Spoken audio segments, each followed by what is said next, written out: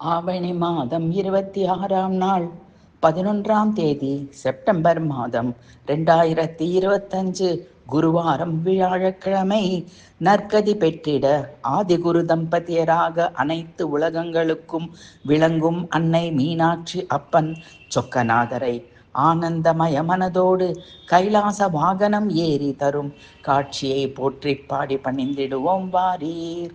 கழுத்தில் பாம்பு மாலையாய் வீற்றிருக்க டமருமத்தளம் டமத் டமத் டமத் என்று சப்தம் எழுப்ப சகார சந்தத் தாண்டவம் ஆடும் வளம் அள்ளி வழங்கும் அன்னை பார்வதி சமேத சிவபெருமானே போற்றி.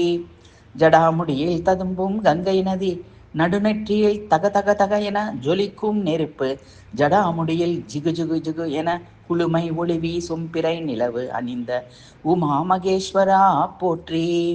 நீலநத தாமரைகள் அலங்கரித்தது போன்ற கழுத்தும், மன்மதனை அழித்த 3 கோட்டைகளை அழித்த, தக்ஷன் யாகத்தை அழித்த,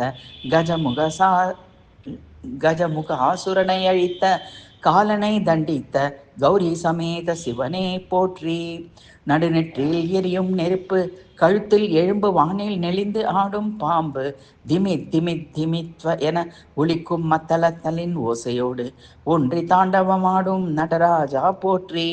கைலாச வாகனம் அம்மையோடு அமர்ந்து ராவணனால் போற்றி பாடிய அன்னை அப்பனை பணிந்திடுவோம்.